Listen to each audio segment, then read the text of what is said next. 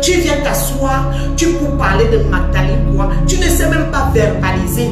Quand elle parle même de ta veste là, pour dire la vérité, toi tu es un anti-modèle en tout, même là-bas. Continuez le partage, faites un dernier tour de partage. Ce que je vais parler est fondamentalement important. Je vais prendre la parole. Je vous ai dit que je vais parler de Marlène Mvutu. Je vais parler de Nathalie Koa. Je vais parler de Steve Fa. Je vais parler de Samuel Eto'o. Et je vais parler de ce marasme qu'on appelle le duel de la reine.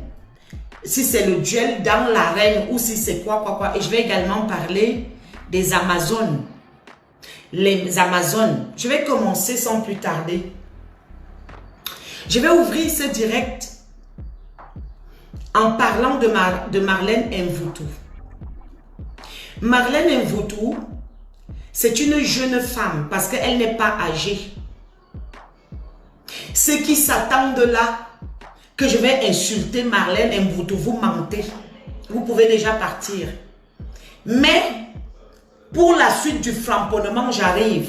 Je vous parle de Marlène Mvutu, qui est une digne femme que moi particulièrement j'admire.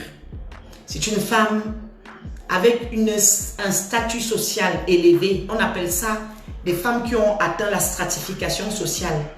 Quand on est au minimum une personne, c'est-à-dire juste sur cette terre, on ne peut que respecter ce genre de filles. Parce que vous ne pouvez pas voir ce genre de filles chez les Bamileke.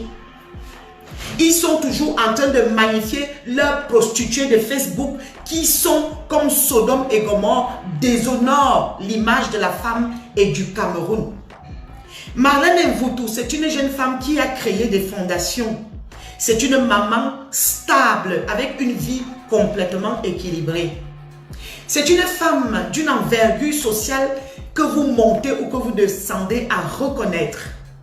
Comme vous allez entendre souvent que vous n'aimez pas porter les sacs de vos frères et sœurs qui vous dépassent, beaucoup de gens se sont érigés sur Facebook là pour commencer à insulter cette femme-là. Une femme respectable et respectée qui a créé des fondations. Une femme mariée digne de ce nom, mère et épouse, qui, malgré son jeune âge, a prouvé de la valeur, a montré que oui, j'ai fait. Une femme qui a créé des fondations. Je sais que beaucoup d'entre vous, vous n'avez pas accès au monde intelligible à part mes gens qui me regardent. Parce que mes gens qui me suivent comprennent le français. Mes followers qui sont là et qui me suivent toujours sont ceux qui comprennent le français. Parce que ceux qui ne me suivent pas ne sont pas capables de comprendre ce qu'on appelle l'élévation. Ils vont là où on insulte comme dans le sous-quartier. Ceux qui me suivent comprennent ce qu'on appelle le français. C'est pour ça qu'ils sont là. Ils savent manier la dialectique et ils ont aussi le fuck. Ils ont aussi l'intelligence de l'école et ce qu'on appelle chez nous les écans, le fuck. Ils comprennent ce que je dis. Je dis donc que Marlène, donc quand je parle de fondation, la fondation est au-dessus d'une association. Ce n'est pas une association. Une fondation a d'autres caractéristiques. C'est-à-dire que c'est une femme qui aide les personnes démunies. Elle a toujours aidé les plus démunis. Elle a toujours aidé les personnes ou les femmes. Tout le monde qui s'intéresse aux choses saines va s'intéresser à cette femme. Elle a une envergure sociale. Elle a une allure.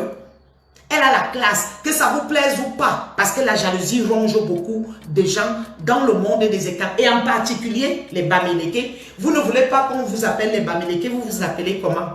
Il faut voir comment, quand leur prostituée était en train d'insulter Marlène, une femme qui a eu le doctorat, une femme qui a poursuivi les études, qui est un modèle de société, une femme de l'heure, qui montre par ses formes d'agir et ses actions sociales. Parce que quand vous l'avez vu au Cameroun là-bas, elle n'est pas seulement allée montrer, il y a des villageoises du sous-quartier qui ont osé commencer à dire qu'elle s'habille comme ça, comme ça. Vous connaissez ce qu'on appelle l'élégance. L'élégance, c'est pas seulement le tape à l'œil, là on met les habits multicolores. C'est la classe, c'est sobre, c'est la distinction. Vous n'êtes pas de son niveau, vous ne pouvez pas comprendre son style. Donc elle est partie, tout le monde a vu que Marlène était en train de donner à manger aux plus démunis, aux personnes qui en difficulté ou en situation de handicap. Elle s'est toujours battue pour aider les plus démunis. Vous verrez certains jaloux en parlant de cette jeune femme qui vont parler de prison. J'ai envie de vous dire que beaucoup de gens partent en prison pour des raisons qui ne sont pas, même ceux qui sont aux États-Unis là-bas, ils attendent dans le couloir de la mort. Alors que des fois, on les a déjà décapités et on trouve que ces personnes étaient innocentes. Oui, mais à part mes followers et vous, mes gens qui me regardez, est-ce que les autres ont alors la magnificence ou la capacité de discerner cela? Quand vous voyez, quand on parle de femme, cette femme de Marlène Mvuto, quand je vous parle que de modèle d'exemplarité, l'attitude des Camerounais, c'est que ils commettent un délit, ils vont en prison parce que le délit doit s'accompagner de la peine. Vous ne pouvez pas commettre des délits et prétendre qu'on va vous laisser en liberté parce que vous êtes qui? Toute société, tout État s'organise pour l'équilibre social. Et il y a des actions qu'on ne doit pas commettre parce qu'après on est puni par les codes, par la loi. Marlène, quand vous parlez d'elle, les petits jaloux du sucre, vous parlez de prison. Cette femme, elle est sortie de prison. Elle n'a jamais insulté le président de la République malgré tout ça. Parce que vous commettez des délits, quand vous mettez en prison, vous insultez le président de la République. Elle a toujours prouvé son innocence. On dit toujours que quelqu'un est innocent jusqu'à ce que vous, qui l'avez accusé, apportez la preuve de contraire. Ce que vous avez été incapable d'apporter. Donc, elle est sortie malgré cela d'une humilité extraordinaire. Elle a jamais vilipendé personne. Vous ne l'avez jamais vu s'asseoir ici pour insulter le Cameroun en disant qu'on l'a mise en prison injustement, insulter les autorités camerounaises, bafouer les ambassades, insulter le président de la République. Jamais de la vie. Parce qu'on appelle ça le degré supérieur. C'est-à-dire, elle n'est plus à votre niveau, le monde des sens. Parce que quand vous êtes au niveau de vos 5 sens, le manger, vous mangez, l'odorat, la vue, le toucher et l'ouïe, vos sens vous trompent. Parce que vous n'avez pas accès au monde intelligible dans lequel elle a accès. Elle a une capacité de résilience extraordinaire. Comme nous, chez les thérapeutes, on dit, une femme, elle est sortie de prison, mais elle a une capacité de résilience. Elle a toujours magnifié son pays. Elle n'a jamais piétiné et insulté son pays. Elle n'a jamais crié au secours. Elle n'est jamais venue s'asseoir à pleurnicher sa peine ou à pleurnicher les injustices. Elle s'est construite. Elle a construit autour d'elle. Elle a commencé à servir son pays, son prochain et son peuple. Je n'ai jamais vu Marlène Mvuto pleurnicher et insulter le Cameroun sous prétexte que j'étais en prison, machin. Elle a sa capacité de savoir argumenter un discours. Quand on l'attaque, c'est normal, c'est humain. Quand on appelle ça la contre-offensive, c'est exactement ce qui se passe avec les Bamileke. Quand vous venez provoquer les écarts, dès que les autres ripostent, vous commencez à pleurnicher partout, comme quoi vous êtes les victimes. C'est comme ça. Dans toute société qui se respecte, on se défend. Donc, elle a aussi son caractère. Donc, comme tout le monde, une femme accomplie qui réalise autant de choses est obligée d'avoir du caractère. Donc, ceux qui pensaient que je vais ouvrir le direct et insulter Marlène Mvuto, partez déjà de mon direct parce que j'ai beaucoup d'admiration pour cette grande dame devant laquelle beaucoup de gens devraient s'incliner, et devant Marlène Mvuto, beaucoup de femmes devraient prendre exemple dans sa capacité de résilience. Déjà, avoir fait la prison et revenir. Personne n'a jamais prouvé ce qu'elle avait fait.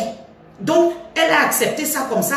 On appelle ça en psychothérapie la capacité de résilience, et elle a continué. C'est pour ça que la femme, elle est élevée, parce qu'elle est à une autre dimension que vous ne pouvez pas comprendre.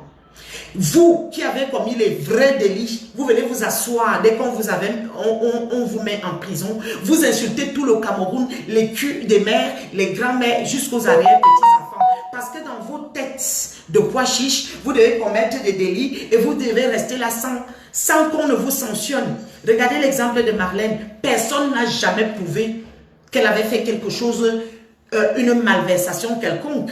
Mais elle est sortie de prison, elle est restée digne. On appelle ça la dignité. Et moi, j'ai beaucoup d'admiration pour elle.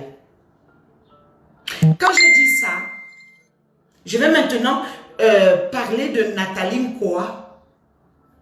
Nathalie Nkoa est une jeune femme, une belle jeune femme de l'heure, de son temps et de son époque. En psychothérapie, je ne peux pas avoir, en tant que thérapeute, je ne peux pas avoir le même regard du commun des mortels.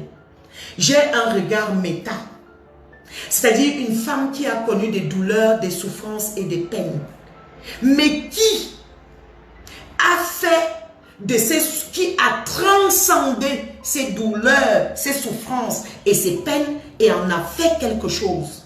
C'est souvent le propre de toute forme de thérapie. En fait, les thérapeutes, on conseille toujours que ce n'est pas seulement le fait d'avoir subi des choses, mais qu'est-ce que tu fais de ce que tu en fais quoi de tes souffrances.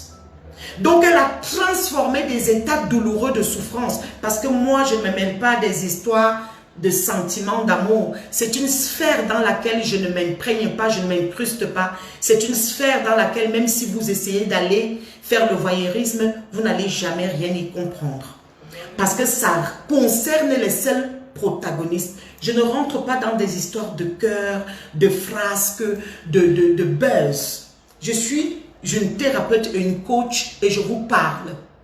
Je dis que ce qu'elle a fait de ce qui lui est arrivé, de ce qu'elle nous a raconté, elle a pris de ça et en a fait quelque chose. En ce sens, cette fille est également un modèle de société, une fille de son temps. Parce qu'elle n'est pas restée à se pleurnicher comme une victime. Elle a transformé sa vie. Elle s'est dit, est-ce que je reste toute ma vie? Je pleure et je me constitue la victime de la société.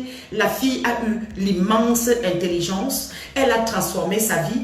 Elle s'est mise à devenir une femme d'affaires qui vend ses produits, qui écrit les livres. Une fille belle de son heure et de son temps. Parce que les filles, un exemple de société également et un exemple pour les jeunes filles. Je ne les compare pas. Parce qu'elles sont différentes, chacune a une tangente et une trajectoire différente. Mais toutes sont des modèles au-delà des querelles entre sœurs dans lesquelles je ne rentre pas. Je ne rentre pas dans les querelles des frères, des sœurs et frères. Parce que ça peut arriver dans toutes les familles qu'on se dispute. Je suis en train de vous parler en tant que coach et en tant que thérapeute. Que d'un côté, vous avez vu comment Marlène fait son ascension sociale, une femme intellectuelle qui habite dans le monde intelligible, la classe des classes. Et de l'autre côté, d'une manière différente, une Nathalie qui vient de nulle part, qui prend ses souffrances et qui élève son âme et qui arrive là où les grands sont arrivés.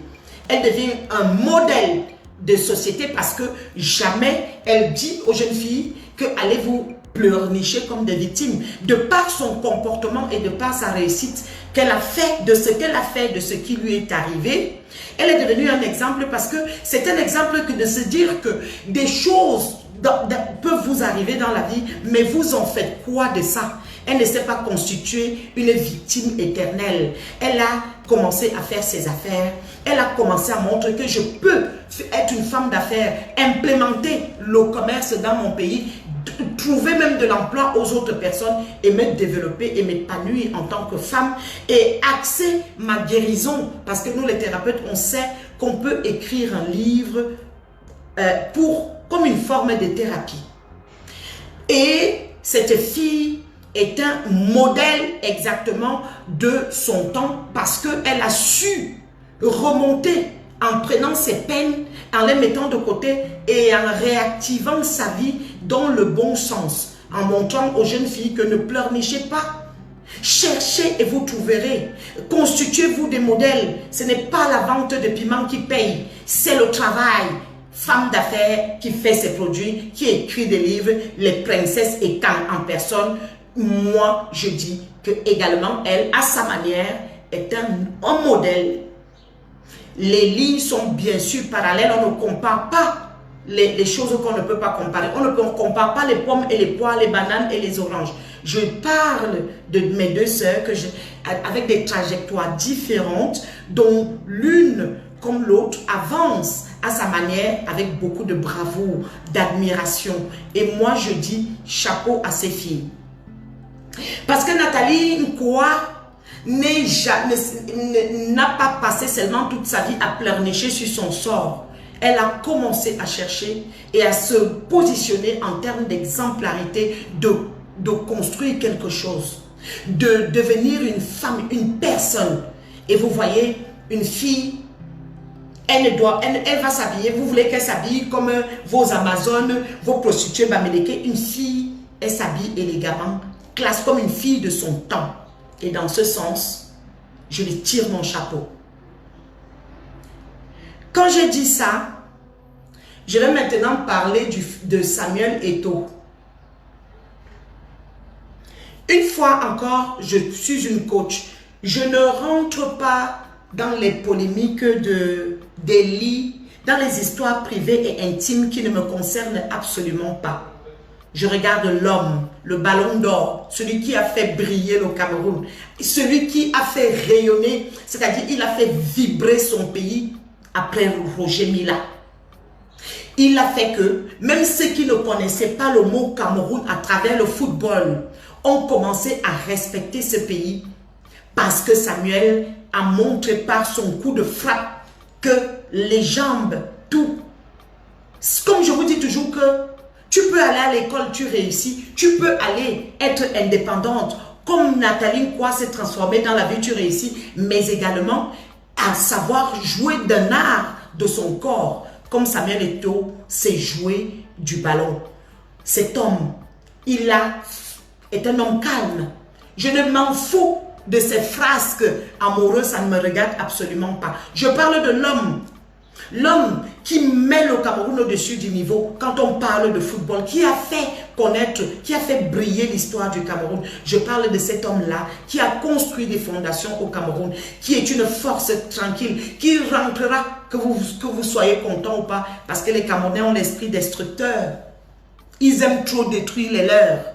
Que vous soyez content ou pas, il rentrera à tout jamais dans l'histoire du Cameroun. Ballon d'or.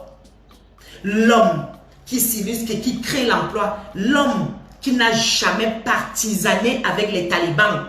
Samuel Eto'o n'a jamais été avec un homme anti-république. Il ne s'est jamais positionné en ennemi de la République. Il a toujours respecté son pays, les institutions de son pays et son Cameroun. Vous ne l'avez jamais vu. Dieu seul sait comment il a dû être sollicité pour détruire le Cameroun. L'homme est resté droit, intègre, fidèle aux institutions de son pays, au président de sa République. L'homme est resté digne. L'homme n'a jamais partisané avec les talibans pour détruire le Cameroun. Il a toujours respecté ce pays-là. Il a même fait briller, tandis que ceux de la base étaient en train de déchirer les emblèmes nationaux.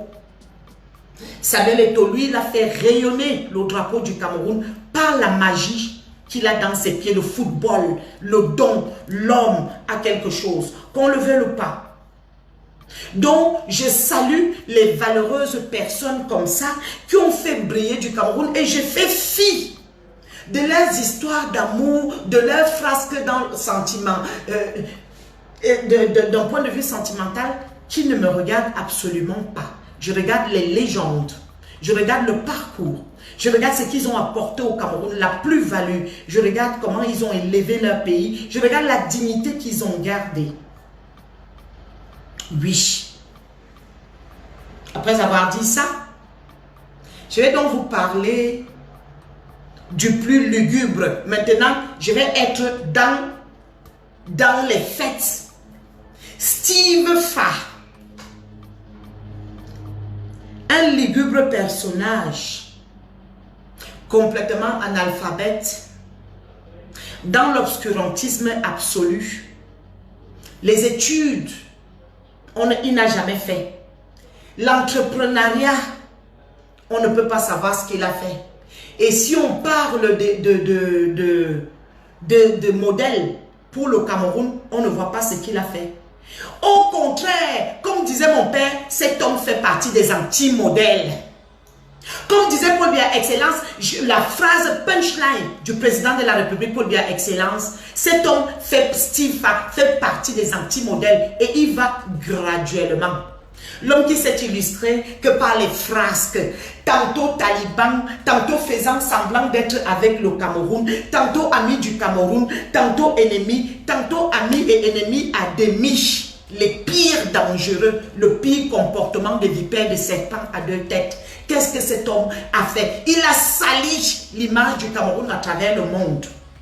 Quand il faisait ses vidéos, les autres magnifient son pays. Il entrait dans des hôpitaux, il ne respectait ni l'éthique, ni la déontologie de l'hôpital. Il allait filmer les malades pour montrer comment le Cameroun ne soigne pas ses malades. Il allait filmer les routes, il dénigrait, il a passé son temps à dénigrer une république. Ce que nous on appelle les ennemis de la république. Des talibans en chef qui marchent en toute liberté au Cameroun. Cet homme marche en toute liberté au Cameroun. Vous dites que le Cameroun est une dictature, que Paul Biya, c'est un homme qui est dans la dictature, soi-disant. Et un homme comme Steve Fa, pendant des années et des années, ennemi de la République, a montré, vous tous, vous connaissez la magie de la télévision. Vous tous, vous connaissez la magie des réseaux sociaux. Comment l'information est véhiculée à travers un réseau social et il a accès à des milliers et des milliers de personnes.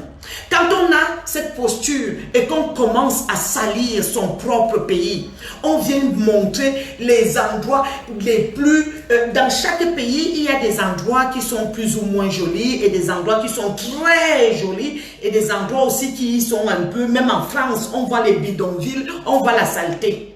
Lui, il s'était illustré pour aller dénicher que les endroits les plus tristes du Cameroun, venir les exposer à travers les réseaux sociaux pour détruire la République. Taliban en chef, parce que les gens ont peur de vous. Les gens ont peur de toi, que tu es qui? Moi, je dis ce que j'ai à dire. Des années et des années à montrer la République d'une manière catastrophique. Tu n'étais pas loin de ta chaîne d'Equinox, télévision tribale, télévision du village. Il était dans le réseau social un taliban bien déguisé et parfois même, il enlevait son masque. Il enlevait son masque au Hora et il se constituait en ennemi de la République. Vous avez déjà vu une république parfaite au monde. Même en France ici, il y a des zones que même la police ne peut pas franchir. La misère de ça, la pauvreté de ça. Et il voulait exposer le Cameroun, qui est une civilisation, un pays très très jeune. Le Cameroun a eu ses années d'indépendance dans les années 1960, on venait le comparer à des civilisations des centaines d'années comme la France. Est-ce que même Paris s'est construit en un jour? Le Cameroun est un vaste chantier. Ils ont exposé le Cameroun à travers le monde comme vendre vraiment le Cameroun, vendre son pays. Je n'ai jamais vu des gens qui détestent leur pays comme ça. Cet homme s'est illustré en un anti-modèle de la jeunesse. C'est lui qui montre qu'on vient à travers les réseaux sociaux insulter tout le monde sans restriction, c'est-à-dire sans respect de l'autre.